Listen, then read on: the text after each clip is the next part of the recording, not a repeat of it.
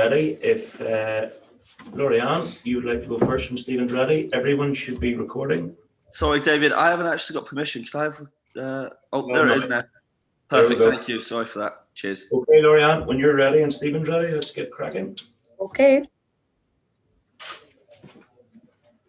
Yeah, we're good.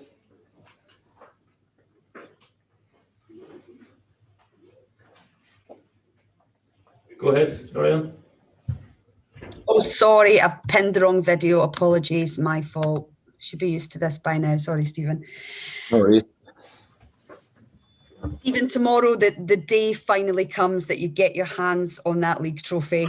You're clearly very happy about it.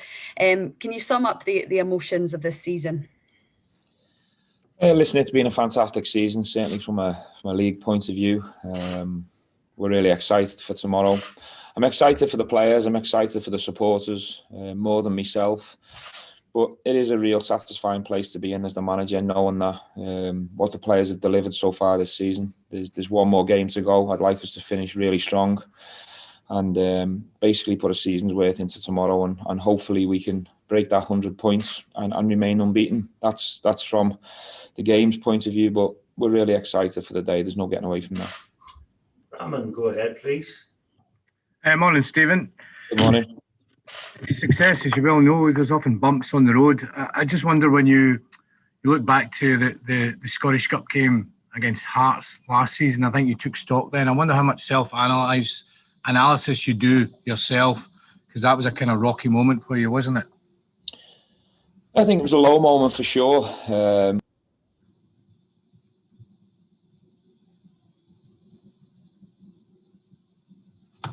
Well, that's Stephen's audio gone. I think that's muted. How's that come up? Can you hear us now? Yep. Yeah, that's better. Cheers. Thank you.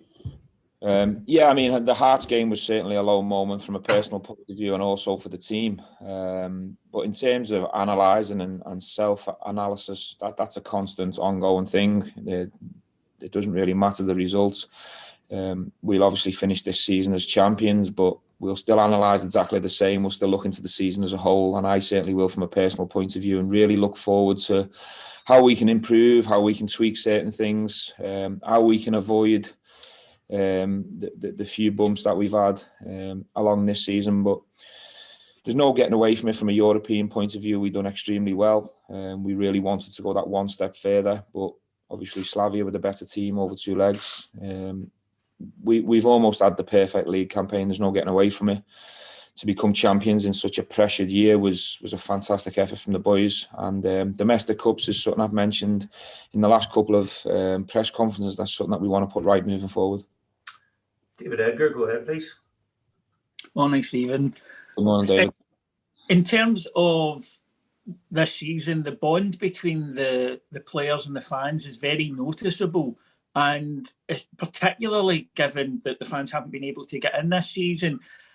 Is that something that can almost not be planned? It just happens when you get a team and a group of players and a support, and they just come together like this?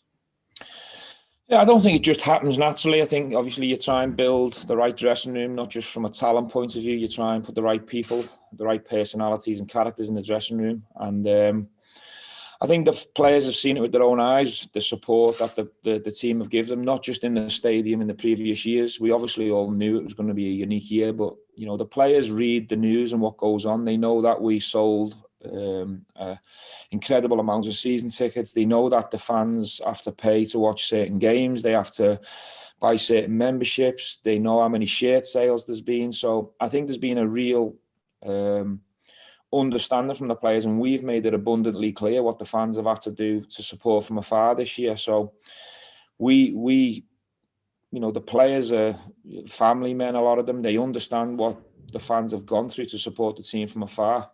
And you know, the players want to share tomorrow, even though they can't be in the stadium with the supporters. They want to raise that cup for them because they're the most important people here. Thank you. Andy McLean, please. Morning, Stephen. Morning. We obviously want to enjoy the moment tomorrow, but is the hope that, you know, in the future, when you look back on that trophy lift, that it's the first of many trophies you lifted as Rangers manager?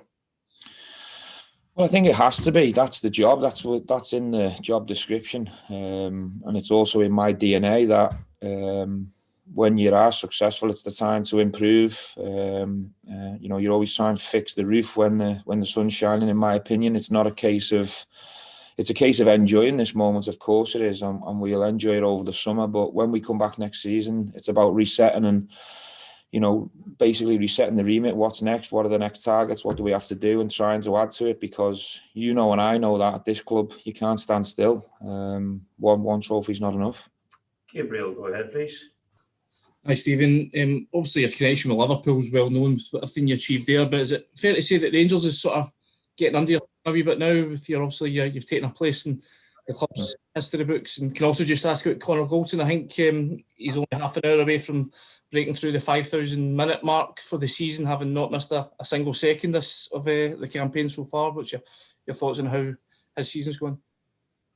Yeah, that's a pretty long question. I'll try and answer it all for you. Look, what I achieved at Liverpool, I'm really proud of. But it was about moving on from that period in my career as a footballer. It was about going down a different road in terms of the coaching and the management. I had my apprentice, if you like, at Liverpool, coaching the 18s and 19s, which really set me up. I learned a lot, and I was around some magnificent people that prepared me for this opportunity. I think from the outside, not many people believed I was the right person. I understood people saying I was a rookie and I was inexperienced and the job was too big. I get all that, but when Rangers came, I mentioned the feeling. I had a vision, and I seen that opportunity to try and get to this point of becoming a champion and getting Rangers back where they belong. Now it's about trying to add to that, trying to improve on that, and that's the challenge for us all moving forward.